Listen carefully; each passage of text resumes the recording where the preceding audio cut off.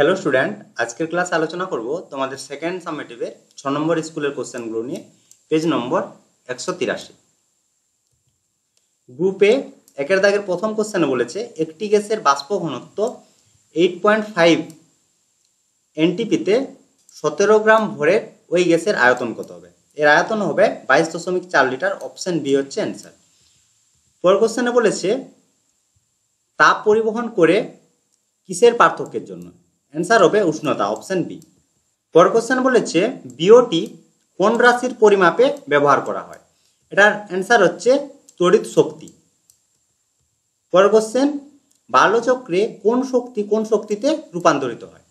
Answer হচ্ছে option A তড়িৎ শক্তি যান্ত্রিক শক্তিতে রূপান্তরিত হয়। তাহলে বাল্যচক্রের ক্ষেত্রে হচ্ছে তড়িৎ শক্তি যান্ত্রিক শক্তিতে রূপান্তরিত হয়। অপশন এ হচ্ছে অ্যান্সার। পরের কোশ্চেন তীব্র তড়িৎ বিশ্লেষ্য কোনটি? অ্যান্সার হচ্ছে অপশন এ NH4Cl। পরের কোশ্চেন অ্যালুমিনিয়ামের আকরিক। অ্যালুমিনিয়ামের আকরিক হচ্ছে বক্সাইড। Option A. পরের কোশ্চেন লেড নাইট্রেট দমনে H2S গ্যাস পাঠালে যে বর্ণের অধক্ষেপ উৎপন্ন হয় তা হলো, এটার কালারটা চেয়েছে, কালার হচ্ছে কালো কালারের অধক্ষেপ সৃষ্টি হয়। Option B. পরের কোশ্চেন পরের হচ্ছে গ্রুপ বির কোশ্চেন। 2 দাগের প্রথম কোশ্চেনে বলেছে দেখো যে এসটিপিতে 4 গ্রাম হাইড্রোজেন, 28 গ্রাম নাইট্রোজেন আর 44 গ্রাম কার্বন ডাইঅক্সাইড এর মধ্যে কোনটির আয়তন বেশি? দেখো এক্ষেত্রে আমরা কি বের করি? প্রথমে আমরা আণবিক ভর বের করি। তাহলে নাইট্রোজেন আছে, নাইট্রোজেনের ক্ষেত্রে আমরা জানি একটি নাইট্রোজেন পরমাণুর ভর হয় 7 2 হচ্ছে 14 গ্রাম। এখানে বলেছে দুটি নাইট্রোজেন, তাহলে 14 গুণিত 2 সমান হচ্ছে 28। তাহলে 28 গ্রামের আয়তন হচ্ছে 22.4। তাহলে 28 গ্রামের আয়তন হচ্ছে 22.4।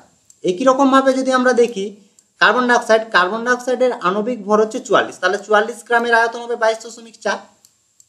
দুটোর আমরা পেয়ে গেলাম 22.4 করে। এরপর দেখো যে 4 গ্রাম হাইড্রোজেন বলেছে, তাহলে 1 গ্রাম হাইড্রোজেন বলতে H2 কথা যদি বলে হাইড্রোজেনের হচ্ছে 1, তাহলে দুটো আছে তাহলে 2। তাহলে 2 গ্রামের আয়তন হচ্ছে 22.4 লিটার। এখানে বলেছে 4 গ্রাম, তাহলে গুণিত 2, তাহলে 22.4 গুণিত হচ্ছে 2। তাহলে গুণ করলে আমরা কত পাবো? 44.8। তাহলে এখানে যে দুটো ছিল নাইট্রোজেন আর হচ্ছে কার্বন ডাইঅক্সাইড, দুটোর আয়তন আমরা পেলাম 28 গ্রাম আর 44 গ্রামের আয়তন পেলাম হচ্ছে 22.4। কিন্তু 4 গ্রাম কার্বন ডাইঅক্সাইডের 4 গ্রাম হাইড্রোজেনের আমরা আয়তন পেলাম হচ্ছে 44.8। তাহলে সবচেয়ে বেশি আয়তন বলেছে, তাহলে অ্যান্সার হচ্ছে 4 গ্রাম হাইড্রোজেন। বোঝা গেছে? অ্যান্সারটা তাহলে হচ্ছে কি 4 গ্রাম হাইড্রোজেন। পরের কোশ্চেন 2 মোল NO থেকে প্রাপ্য NO2 এর এসটিপিতে আয়তন কত হবে? এটার ক্ষেত্রে বিক্রিয়াটা তোমাদের আগে জানতে হবে। অ্যান্সারটা বলে দিচ্ছি যে 44.8 লিটার। কিভাবে? NO প্লাস NO3 থেকে উৎপন্ন হয় NO2 প্লাস O2। বোঝা গেছে? তাহলে দেখো এখানে এক অণু থেকে NO থেকে এক অণু NO2 উৎপন্ন হচ্ছে। এখানে বলেছে 2 মোল, তাহলে এটা 1 মোল ছিল, 1 মোল থেকে 1 মোল উৎপন্ন হচ্ছে। তাহলে 2 মোল থেকে, তাহলে 1 মোল থেকে 1 মোল, তাহলে 1 মোলের আয়তন হচ্ছে 22.4 লিটার। আর এখানে বলেছে 2 মোল, তাহলে 2 মোলের ওজন 2 মোলের আয়তন হবে 2 × 22.4। 22.4 এর সাথে যদি আমরা 2 দিয়ে গুণ করি তাহলে আমরা পাবো 44.8 লিটার। বোঝা গেছে?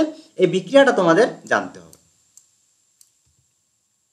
পরের কোশ্চেন তাপ পরিবাহিতাঙ্কের SI একক W মিটার ইনভার্স আর হচ্ছে K⁻⁻1। তাহলে W m⁻⁻1 K⁻⁻1 বা ইনভার্স তোমরা বলতে পারো, এটা হচ্ছে অ্যান্সার। পরের কোশ্চেন কঠিন ও গ্যাসের তাপীয় প্রসারণের একটি পার্থক্য। গ্যাসের ক্ষেত্রে তাপীয় প্রসারণ বেশি হয় আর কঠিনের ক্ষেত্রে তাপীয় প্রসারণ কম হয়। পরের কোশ্চেন স্থির চাপে গ্যাসের আয়তন প্রসারণ গুণাঙ্কের মান। এটা হচ্ছে 1/273 পার ডিগ্রি সেন্টিগ্রেড। এইভাবে বোঝা গেছে? এটা দুটো বাই দেখাচ্ছে কিন্তু এভাবে 1/273/ডিগ্রি সেন্টিগ্রেড। পরের কোশ্চেন, একটি 4 ওহম রোধের তারকে সমান দুভাগ করে শ্রেণীতে যোগ করলে তুল্য রোধ কত হবে? শ্রেণীতে যোগ করা আছে, তাহলে রোধ ভাগ হয়েছে 2 আর 2 সমান ভাগে ভাগ হয়েছে, এরপর হচ্ছে শ্রেণী সমবায়ে যুক্ত করা হয়। তাহলে একটির রোধ হচ্ছে যদি আমরা R1 ধরি আর অপরটা যদি আমরা R2 ধরি, শ্রেণী সমবায়ের ক্ষেত্রে তুল্য রোধ R সমান হয় R1 plus R2, R1 plus হচ্ছে R2। এটা হচ্ছে কি তুল্য রোধ শ্রেণী সমবায়ের ক্ষেত্রে। তাহলে 2 + 2 4, তাহলে অ্যান্সার হচ্ছে 4। এটা যদি বলতো যে সমান্তরালে যদি যুক্ত করা হলো যদি করা হতো তাহলে তুল্য রোধ কত হতো, সেক্ষেত্রে তুল্য রোধ R সমান হতো 1/R1 প্লাস 1/R2। বোঝা গেছে? এইভাবে আমরা শ্রেণী সমবায়ের ক্ষেত্রে রোধ বের করব। তাহলে যেহেতু এখানে বলেছে না এটা হচ্ছে সমান্তরালের ক্ষেত্রে আর এটা চেয়েছে শ্রেণী, তাহলে অ্যান্সারটা হচ্ছে 4। পরের কোশ্চেন, তড়িৎ বিভবের এসআই একক, এটা এসআই পদ্ধতিতে একক হচ্ছে ভোল্ট। পরের কোশ্চেন, একটি পদার্থের নাম করো যেটি ওহমের সূত্র মেনে চলে না। ওহমের সূত্র মেনে চলে না সমস্ত অর্ধপরিবাহী, যে কোনো তোমরা একটি অর্ধপরিবাহীর নাম লিখে দেবে। আমি সিলিকন লিখেছি, তোমরা জার্মেনিয়াম বা আর যে সমস্ত অর্ধপরিবাহীগুলো রয়েছে সেগুলো তোমরা লিখবে। পরের কোশ্চেন, একটি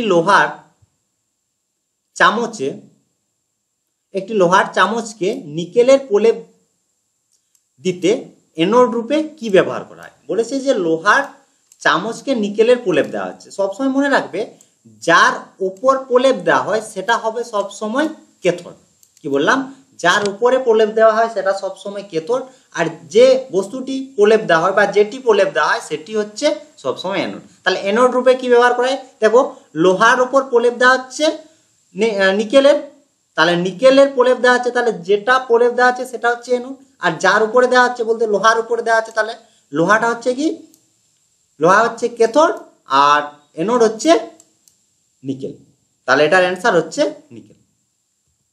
পরের কোশ্চেন, OH মাইনাস ও Na প্লাস এর মধ্যে কোনটি অ্যানোডে যুক্ত হবে? দেখো, এটার অ্যান্সার হবে OH মাইনাস।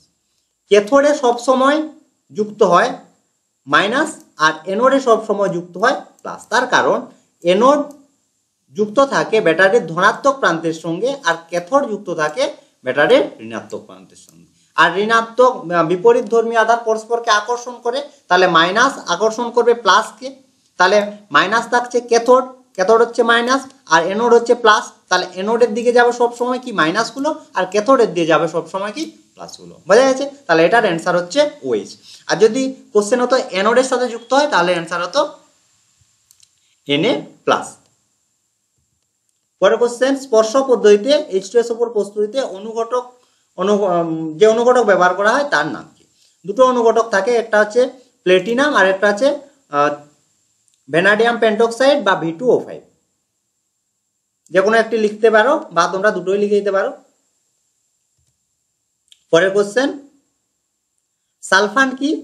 সালফান হচ্ছে 100% ওলিয়ামকে বলা হয় সালফান। পরের কোশ্চেন, কোন বিজারণ পদ্ধতিতে আয়রন নিষ্কাশন করা হয়? সমীকরণ দাও। তাহলে এটা হচ্ছে কার্বন বিজারণ পদ্ধতিতে। সমীকরণ হচ্ছে FOO প্লাস সি থেকে উৎপন্ন হয় Fe প্লাস CO। এর আরও বিক্রিয়া রয়েছে, তোমরা এই বিক্রিয়াটাও লিখতে পারো। বোঝা গেছে? তো এই ছিল আজকের কোশ্চেন।